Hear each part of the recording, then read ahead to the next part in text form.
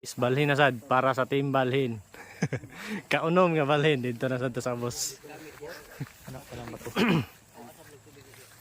Adto may dito sa boss. Hindi ko sabihin. Okay. Okay na nandiya. Laro na kayo na siya nga tinambak. Pero wala track dito sa team. Sus gabi ka pupuk. Binukbukan naman sa mga treasure hunter pati ito dito. Pero No. tungod pod sa kainitado sa lugar nga naamang ko living witness. Muna nga daghan gyud mo apas. Kaya na may living witness nga na naglubong diha og truck. Oh gyud. Kana hat natin kamot. Kini? Oh, hat na sito. Hat na sa bato diha. Amo na luro ni. Ayo silyo lagi dia. Okay. Kini. Oh. Kini yang muda ni. Ano yung nakasulat to? Naraw. Di kayo magkakaroon klaro dali. Hindi maklaro siya mong Klaro pero okay. Klaro man no? Alaw na kayo niyo? Forma siya o Nay kanji diri bro. Murag hard siya nga nagtuarok bro. heart ka pabali. Oh, heart. Good. Bali nga hard. So, siya nga heart. Kani bro kanji nindang speakers bro. Aman. Taw gani. Katong kanji nga ani ba? TV taw. Tinga ni laos dito na dat dira taw gani. Ikalaw. 21 na. No? Kani. Ganin ti. Oh. Mo din ilang ikalutan kaya Oo. nakain nga ti.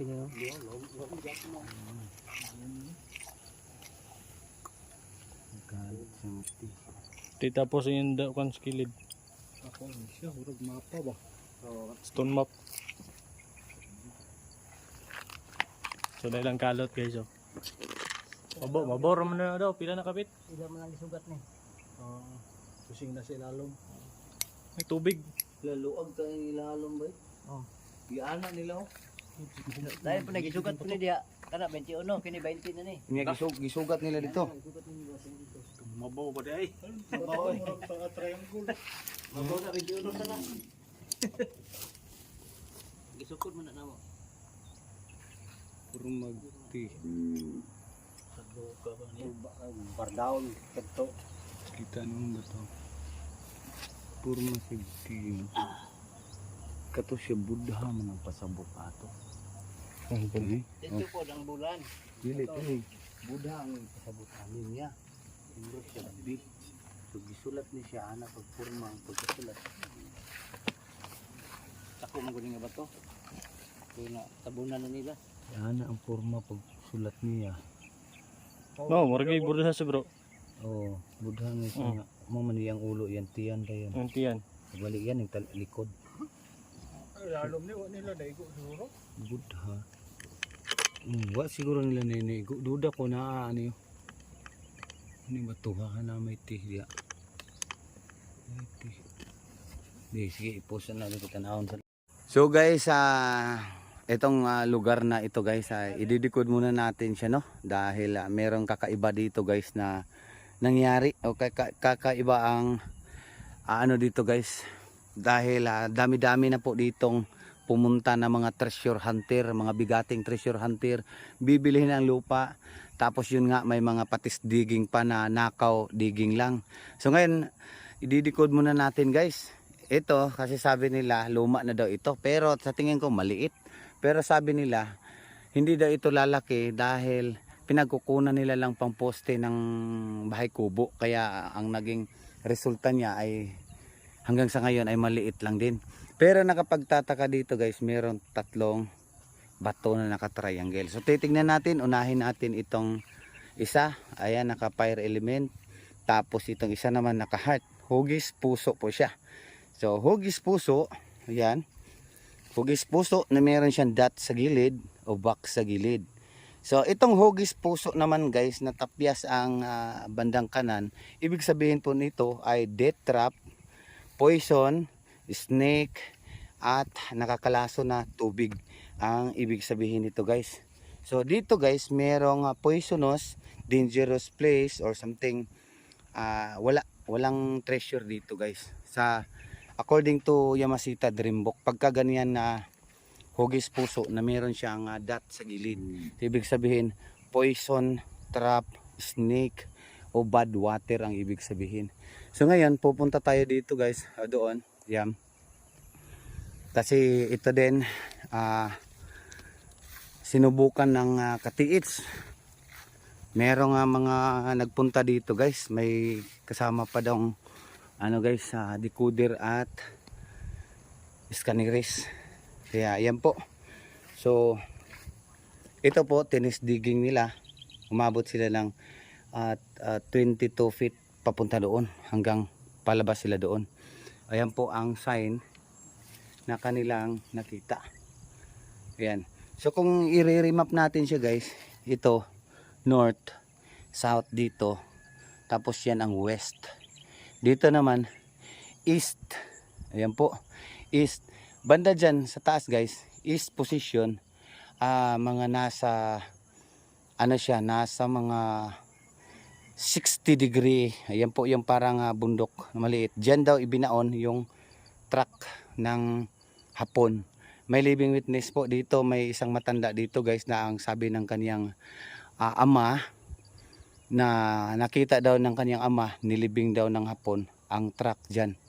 Yung truck ng Hapon na walang laman, inilibing diyan, tapos pinaputukan yung bundok kasi yan dati. Tapos nag-bar down yan po. Tapos dito naman guys, makikita natin dito sa stone map na ito, banda dito guys, north. Ayan, 40 degree ito guys, papunta doon sa napakalaking bato. So possibly o possible nandoon po yung laman. So ngayon guys, titingnan natin at i-scan natin yan doon. So 40 degree po siya, pupunta doon.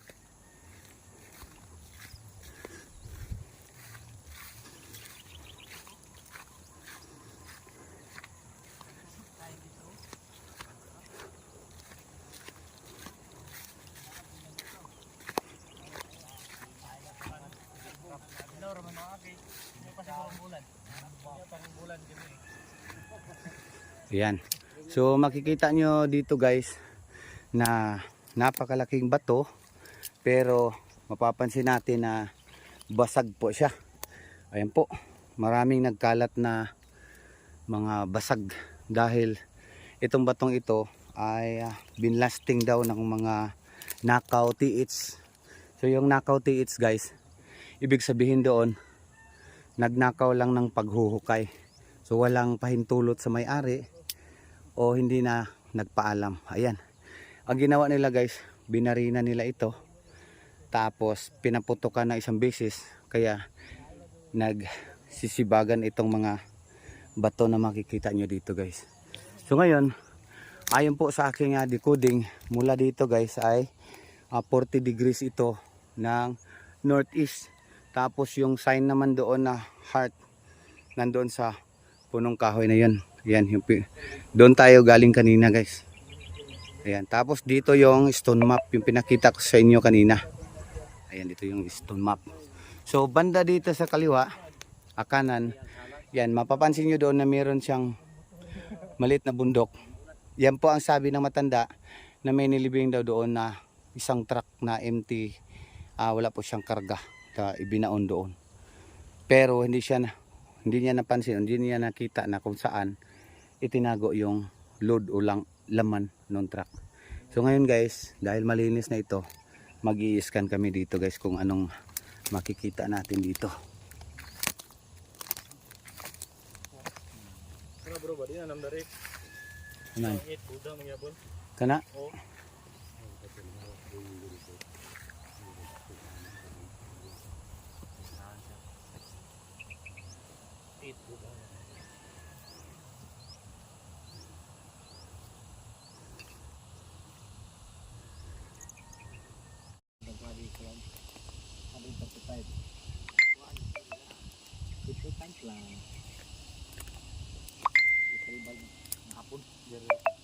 Huwag ibahin kay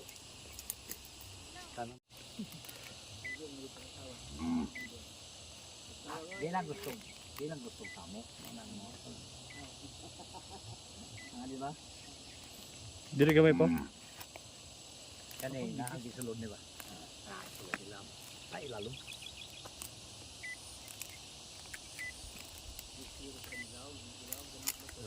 nga po na hindi kinamawala pinaka kuan niya ani na gid din ko sa mag-friend. Ang hapon basta mulubong ng hapon ang daghan dili na masugot nga puro frame ganito nakuha yung lao mo yun ako. Kapirod na basta ang paglubong ko ani duha pa ka tuig ay ako magbuhat advance ko. So pagbuhat na iparado. Kanang uban nga makasap sa mabaw kayo. Kita to gisaligan din nga paglubong diri puta talaga da mga kaitad. Mangawat ko nagpila ka baringit ka. Bigyan mabaw kayo nga nga. Kana yung cluster nga doon.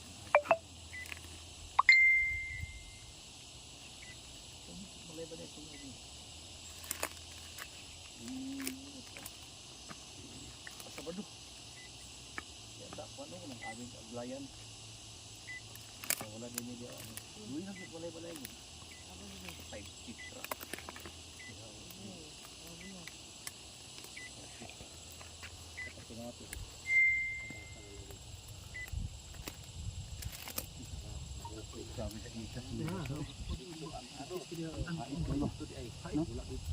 Okay ba to? Nagpisa kayo?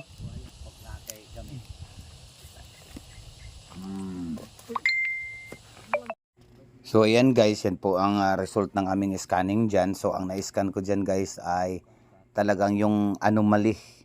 So hindi ko man natumbok yung item guys na nasa ilalim.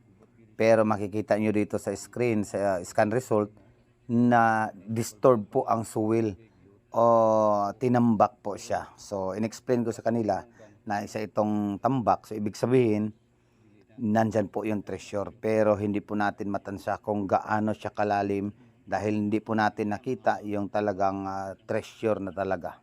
So yung pinagbabasihan ko na lang po yung erode suwil o yung disturb suwil. Kumbaga yung anomaly po. So positive po siya sa anomaly. Ibig sabihin tinambak po talaga siya. Totoo na may ibinaon talaga dyan. So titignan pa namin itong buong paligid guys kung saan talaga makikita yung treasure dito guys. So pag dito tayo sa taas guys, makikita nyo yung bato na parang pagong, di ba? Meron siyang mata. Yan, parang baka. Yan, hindi yan parang baka. Baka talaga yan guys. Ayan o. Tapos yung bato guys, kung ikukumpas natin, papunta siya dito. Itong slope na ito. Dahil ito nga yung sinasabi ng matanda na meron lang ibinaong truck ng hapon. According yan sa living witness yung nagsabi guys, matanda na 60 plus na yung edad niya. Tapos yung kanyang ama ang nagsabi na nandito yung truck inilibing ng hapon. Yan po. So kaya in-explore namin. Kaya lang guys, makikita niyo sa aming video, wala kaming naipakita dyan na nakita namin yung truck sa 3D dahil nga malalim, di ba? So posible rin na nandito sa itaas banda, nakatani lang yung lupa. So isinilid tapos pinaputukan kaya nag-bar down yung lupa dyan. So ang nakikita namin sa 3D ay ano lang, erode suwil, lahat po ng area na in-scan namin, pang 7 na scanning, 7 scanning. So lipat-lipat kami guys, palipat-lipat kami. So ganun pa din yung result. Erode suwil, ibig sabihin disturb suwil. Yan, tambak talaga siya. Ayan, dito na kami sa taas. Mapapansin natin na nag-erode yung lupain dyan, paiba. Yan. So, dito daw pinasok yung truck na yun. Kaya nag-invite sila sa amin guys. Ayan. Kasi nga yung tunnel na yun papunta sa itaas.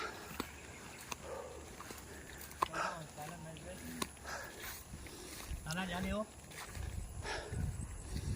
Lupa mo gid lupa.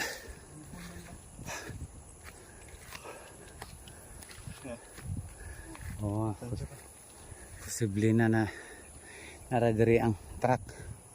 Ba? Ano yun? Ano yun dito? Dito gikan ubos.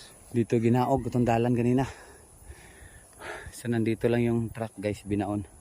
Pero hindi na kaya yan na iskanin natin.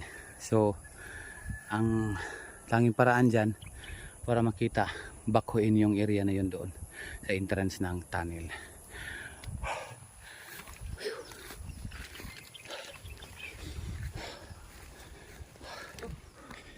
Agbi.